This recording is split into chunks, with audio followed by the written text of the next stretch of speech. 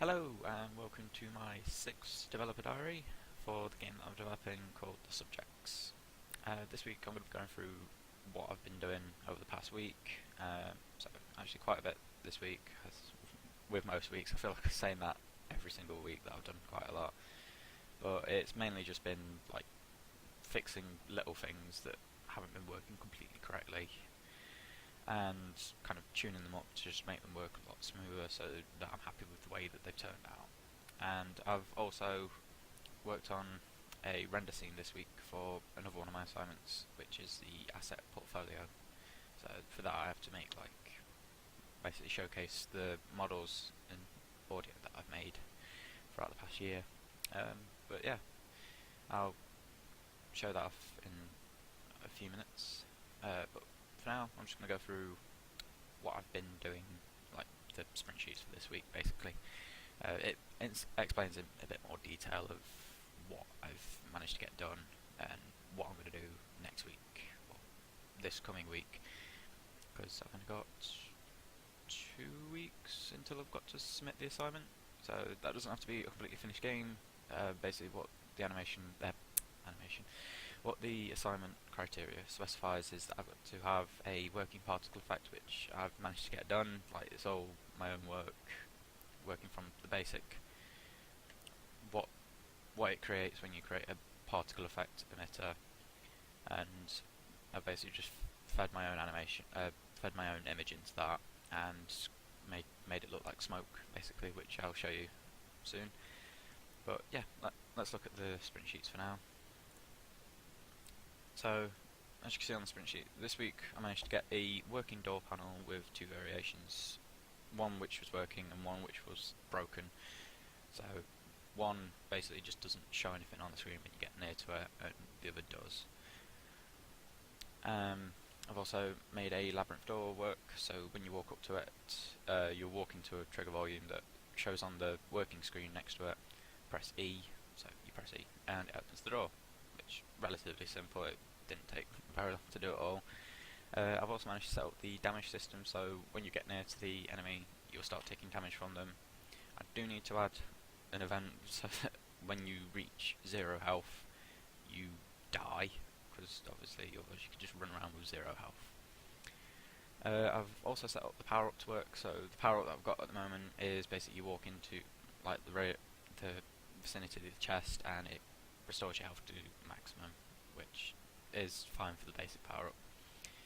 If I had more time, then I would add like a stamina system, and then like the power up would be randomized and it would give you a either like full health like it does now, or it would increase your maximum stamina. Really difficult word to pronounce. So yeah, other than that, I've completed the in-game sound effects. Like, there probably will be a few more that I'll just make just to kind of fill the gap, but for now it's mainly just like enemy noises, the door opening. You've got a sword pickup sound as well. There's a weapon swinging sound and some sounds for the render scene as well, just to make it more lifelike rather than just playing through a little cutscene and just being completely silent. And I've also managed to fix all the bugs as well, which is great. I'll just show you the bug report now. So the ones that I've managed to fix this week are these ones, I think.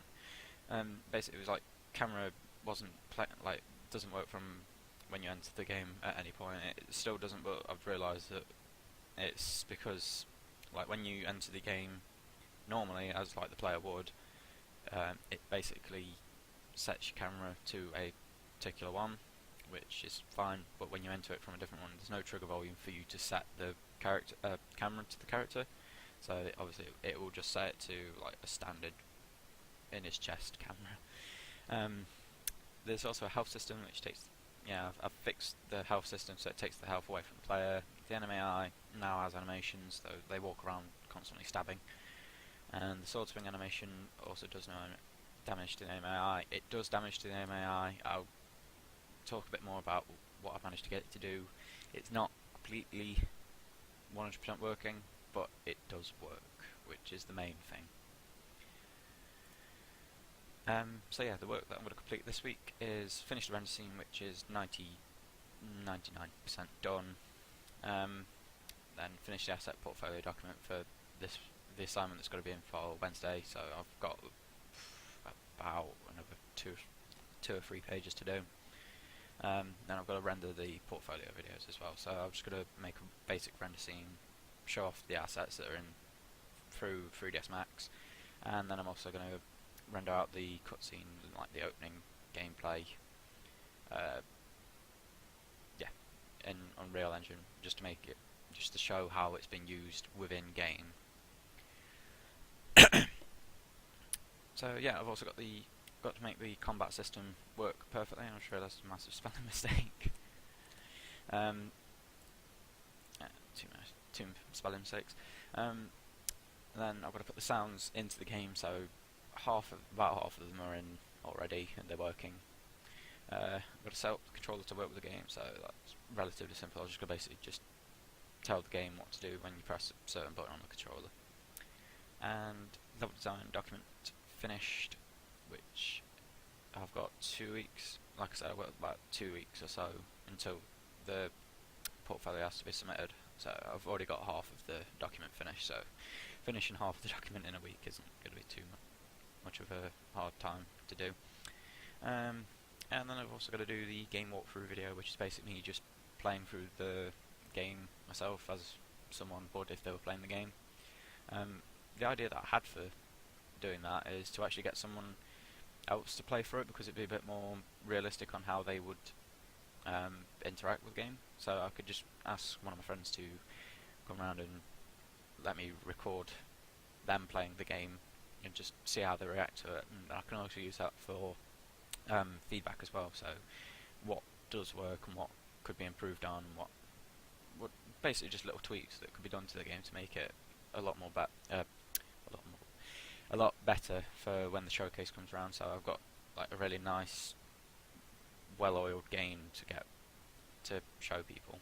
And then I've also got to do the game narrative video, which is basically me playing the game, but I've got to explain everything about the game. So why does this trigger this event, or why do you have to pick up this sword to do damage to the enemy, and stuff like that.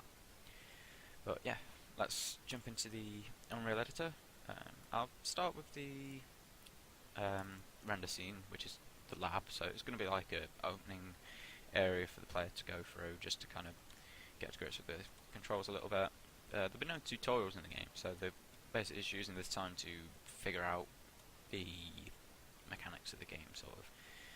As you can see up here, I have set up like a little box for the player to land on initially. That trigger volume does I forgot what it triggers now. It triggers the cutscene to start, and that basically results in this sphere here exploding, as I'll show you in a moment. But basically, if I had it where the player was spawning there and exploding, you'd end up like somewhere out of the map, and it just wouldn't be great. So I set it up to work that way, and then after a while that box disappears and basically you spawn there instead of in the air. But yeah, got a little particle effect. So this is just one particle effect made over and over again, but it's just so that the water looks like there's steam or smoke coming out of it, like it's really hot. But yeah, let's play the game. So there should be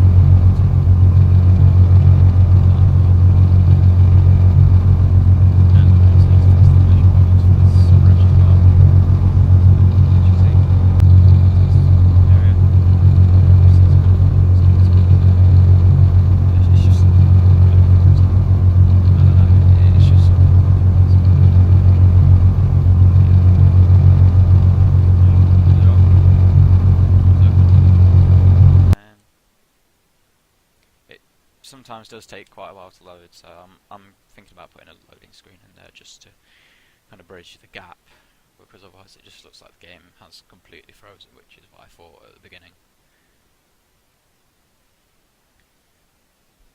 But yeah, one thing that I'm going to tweak on that as well is the generator sound effect in the back does drown out the ring's rotation. As you can see, like, it's loaded you into the next level, and the light's off, so it teaches the player to use a light. We've got the sword pickup sound.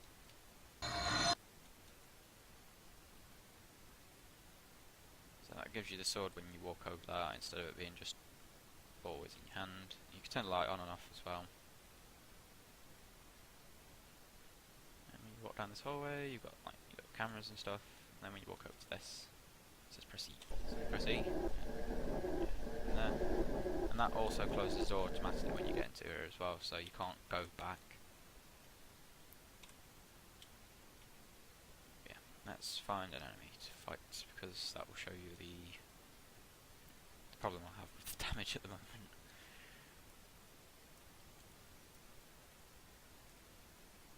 But at the moment the camera is a little messed up on this view. I'm not entirely sure why, but that's something I've got to fix. I'm going to put in the bug report as well. As you can see, you take damage when he starts attacking you. And like I said, there is a few bugs with the damage. For some reason it's not showing his health bar anymore, but as you can see in the top there it says hello. That's basically a little debugging thing that I put in so that it takes damage, like shows when he's taking damage. And if I step into this here, for some reason it is a little buggy and it won't activate when you walk into it, it'll only activate when the enemy walks into it for some reason. Or it just won't give you the, it might be broken again. There we go, yeah, it's working now. Basically it's just another little bug that I need to fix, which is quite annoying. Yeah, we've got errors that are popping up, so they're just more bugs that I need to fix basically. But yeah, that's it for now. Hopefully by next week I'll have most of the bugs ironed out, because they're not huge bugs, they're just like little things that need tweaking to make them work properly. But yeah, thank you for joining me, and I hope you join me next week for my second to last developer diary. But yeah, hopefully I'll have a lot of work to show you next week. But yeah, bye for now.